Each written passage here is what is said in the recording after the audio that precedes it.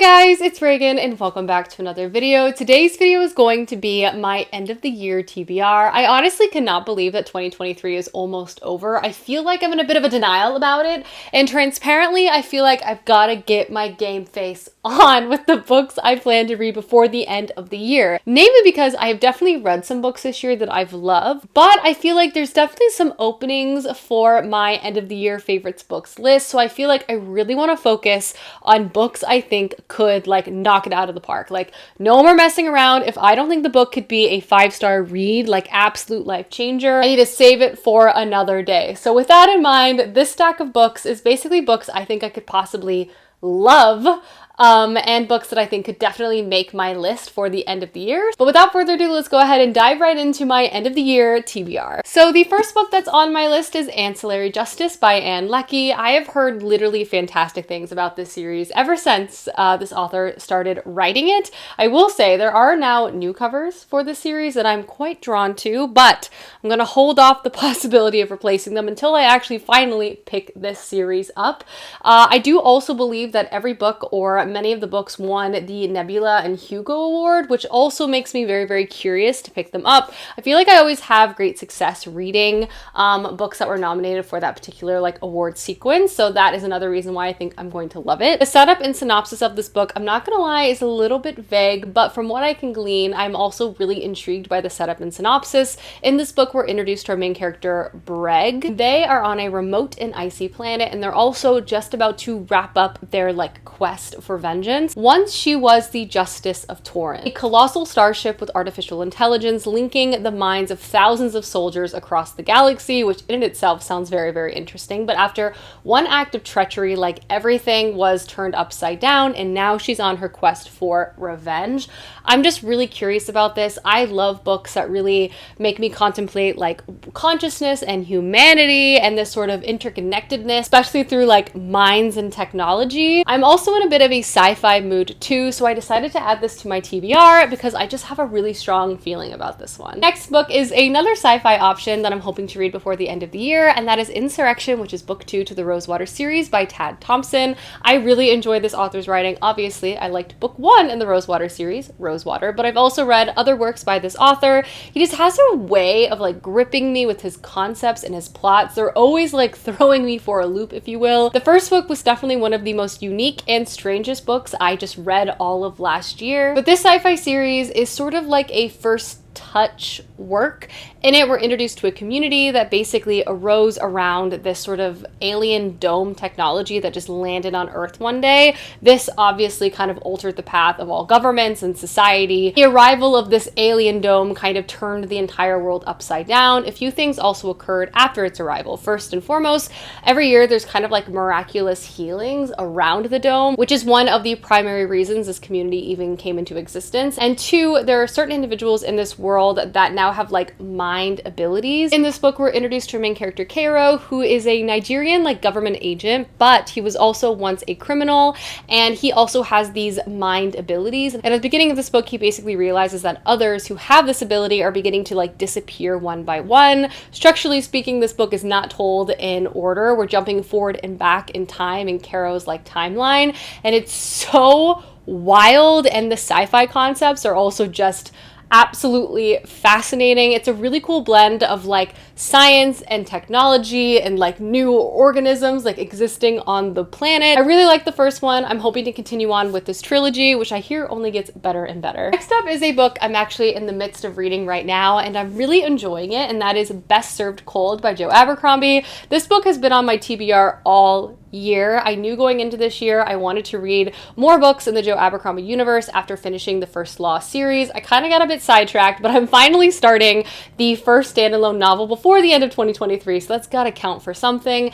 This is a tale of revenge. In it, we're introduced to our main character, Manza, and Manza was once like a renowned and one of the most powerful like mercenary figures in all of the land. However, though, at the beginning of this book, she is betrayed by her benefactor, kind of turning her life upside down in a large variety of instances, and from there she swears revenge. You follow her as she begins to create a very unlikely crew of people to help her, and from there you see her kill off each person one by one by one.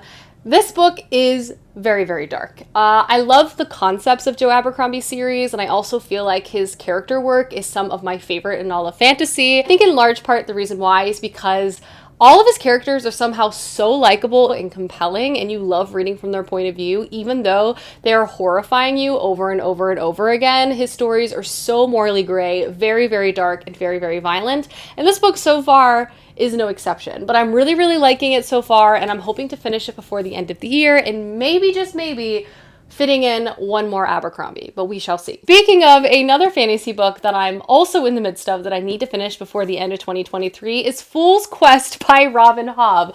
I read the first book to this final trilogy by Robin Hobb, which, as we know, Robin Hobb's one of my favorite authors. All of her books I've enjoyed immensely, and I flew through the first one. Well, that's not totally true. I took forever to read the first part, then picked it back up again, flew through the first one, and then read in the span of like 48 hours half of this book, but then I panicked again because I don't want this series to end at all, and it's so emotionally taxing, and I'm so invested. I'm just like worried it's gonna take over my whole life, and I'm just like not prepared to live in a world where I don't have a new Robin Hobb book to read, but I've got to finish it. I'm loving this book. I know this book will be one of my favorites for the year, but I need to finish it, and I'm just like very unhappy with the fact that this is going to emotionally destroy me in every way, shape, and form. Again, this is the second book to the final Robin Hobb trilogy within her entire like universe of books. All of them are right here. This final trilogy is also another Fitz and the Fool work. We have been following Fitz ever since he was a young child in The Assassin's Apprentice, Book 1 in Robin Hobb's world. We have seen him overcome so many different trials and tribulations, work through so much emotional trauma, love, have his heart broken. We have grieved with him. We have cried with him. I am just so emotionally invested in Fitz's life and the characters that surround Fitz. It's a beautiful story and incredibly compulsive. I also feel like this series has been such a perfect balance of like slow, beautiful plot and character moments, and then combining that with some of the most intense, heart-wrenching plot moments too. It's just been a lot, and I have put this book off for way too long, and I'm going to finish it before the end of the year. On a lighter note, the next book I hope to read is actually a middle grade story. There's something about winter, particularly around the holidays, that makes me just want to read something like fun and whimsical and light. So I have The Mysterious Benedict Society by Trenton Lee Stewart. I read this when I was a kid, and I remember really, really liking it, but I don't believe I ever actually completed the entire thing. So many people lauded this series that it's fun and strange and peculiar, and I also believe there's a adaptation of this as well. I love weird, sort of quest-centered middle grade stories, and I believe this is that. Reading over the synopsis, it just sounds like a delight. When a peculiar ad appears in the newspaper, dozens of children enroll to take a series of mysterious and mind-boggling tests. But in the end, just 4 very special children will succeed, and their challenge is to go on a quest that only the most resourceful and intelligent children would be able to take on. It just sounds fun and strange in a story that I hope has a lot of whimsy as kind of like a palate cleanser to break up some of the intense reads I'm hoping to fit in before 2024. Next up, I'm actually hoping to start a fantasy series before the end of the year, which might feel like a strange choice, but I am who I am, and that book is The Emperor's Blade by Brian Staveley. Starting this series was another goal of mine for this year, and I also just feel pretty strongly that this would be a series I would really like. The setup and synopsis of it just really called out to me, as it has to do with like siblings and a political conspiracy, and if they can trust each other, will they work with each other, will they betray each other? To give you a bit more information, this book basically opens with the Emperor being killed off, and from there we're reading and following all of his different children, but they're all located in different places. First, we have his daughter, who is currently in the capital, and she is determined to solve her father's murder no matter the cost. We have an elder son who's oceans away, currently being trained to become an elite soldier, and his like brutal training sort of prevents him from immediately coming back to help his other brother, Caden, who is the heir to the throne, who has been sequestered in a faraway monastery for many, many years, training and preparing to take on the throne. But when people come to get him, can he trust them? Again, just these different concepts and ideas just really call out to me. I feel like there's so much conspiracy and politics at play, and I'm really curious to see like the evolution of the sibling dynamic. I've heard great things about this and about Brian Staveley in general. I've never read a book by him before, and I know he has many books and I think like interconnected series, which in general, I'm a big fan of. Another book that's on my TBR is a standalone fantasy novel that has a very bizarre sort of setup and premise, which as a subgenre of fantasy, weird is one I really enjoy, and that is The Library at Mount Char. This was actually gifted to me around this time last year by Clay, and I'm also hoping to read some of the books that he picked up for me last year before the end of this year too, but the concept of this just sounds bizarre in all of the best ways possible. So in this story, we're introduced to our two main characters. The first is Carolyn, and she knows that she is a little bit odd. And that is because she has spent her entire life locked away in an infinite and endless library studying at the feet of a person who might be God. And the other main character we follow is named Steve, and Steve is just trying to be an ordinary guy. But everything is sort of turned upside down when Carolyn comes crashing into his life, offering a pair of red rubber galoshes and $327,000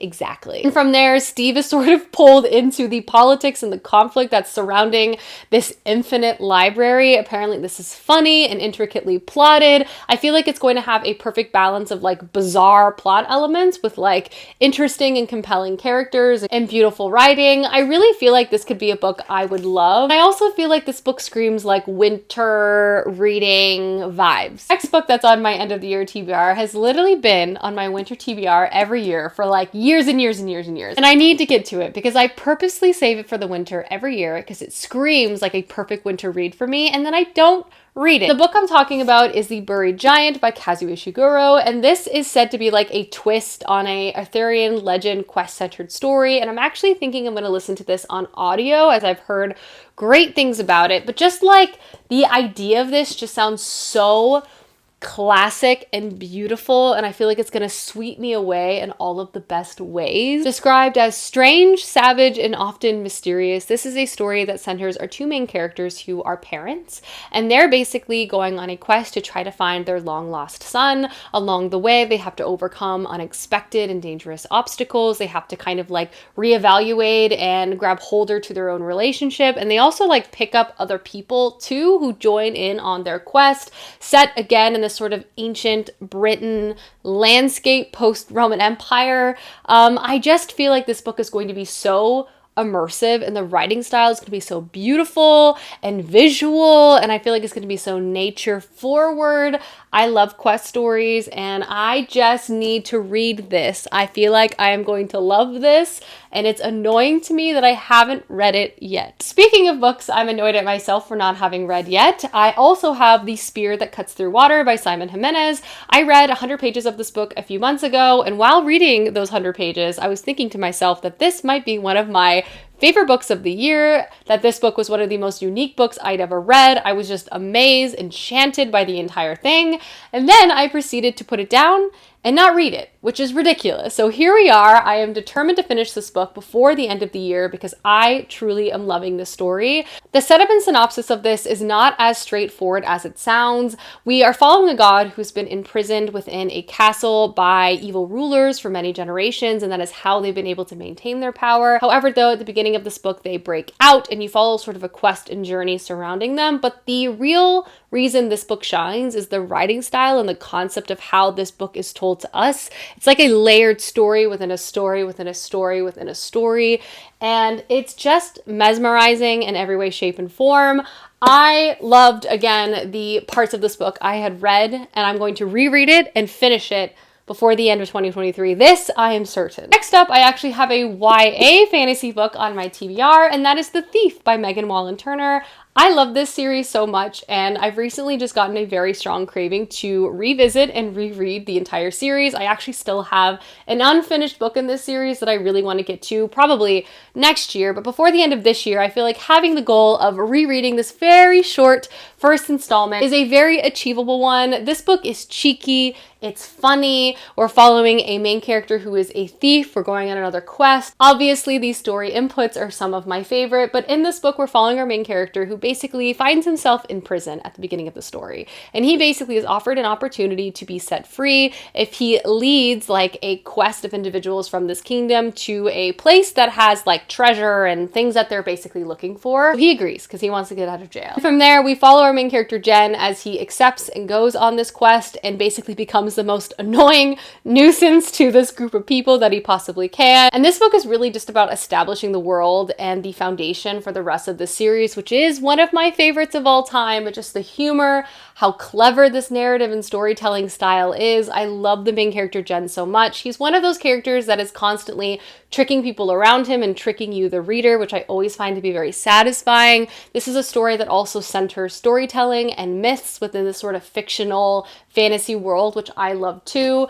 I just adore this series so much, and I want to reread it. I'm also feeling a little nostalgic for it, which also makes me feel like wintertime reads, you know? The next book that's on my TBR is a newer release, and that is Rouge by Mona Awad. I want to read more weird books before the end of the year. I also feel like that's another theme for this TBR collection of stories, and Rouge fits right into that. This is Mona Awad's newest release, and it just sounds so bizarre in all of the best ways possible. I often describe this author's works as like A24 movies in stories, and if A24 is not adapting this author's works, they need to get on it. They would be like two peas in a pod if you ask me. But this is a story centering our main character Belle, and for as long as Belle can remember, she's always been obsessed with like skincare and beauty, spending hours watching videos, reading reviews. It is a passion and a hobby of hers, kind of borderlining obsession. And at the beginning of the story, we find Belle as she travels back to LA to attend her estranged mother's funeral. There she runs into some individuals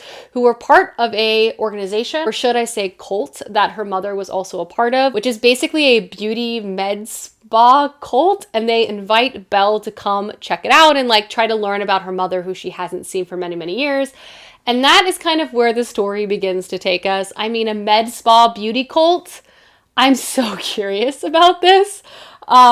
It just sounds right up my alley. And if you didn't know, I actually worked at a med spa in high school and college. So I just feel like I need to read this book, okay? And then the last book that's on my TBR of books I hope to read before the end of 2023 is Babylon's Ashes by James S.A. Corey. I really like this author, and I really feel like I need to get back on track with reading and finishing the Expanse series, which I have liked now for multiple years. And I think many times this series has ended up on some of my favorite books for the year when I actually get myself to pick some of these books up. But I will say I feel extra motivated because this set of authors are actually coming out with a whole new series, and so I don't want to get even more behind. So therefore, I would like to read book 6, and then I feel like I can carry on with the rest of the Expanse next year and hopefully finish and wrap the entire thing up. But the Expanse series is so wonderfully plot forward. I feel like once I get started in these books, I absolutely cannot put them down. They're absolutely riveting and fascinating. They're also multi-POV.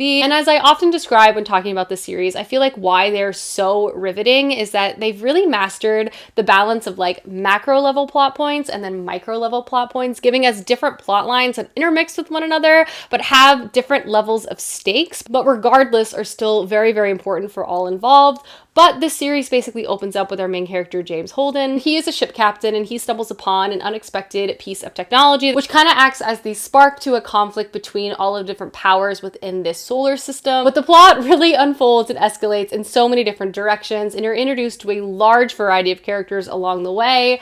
I'm looking forward to this. I hear this is more of a bridge book, which I think helps temper my expectations because book 5 was my favorite of the series so far, but I just want to get back into this. I want to be back in outer space. And I can't wait to pick this up. Alrighty guys, those are the books I hope to read before the end of 2023. Let me know down below some books that are in your priority TBR, as I would love to know. But I hope you guys enjoyed this video, and I will see you soon with another one soon. Goodbye!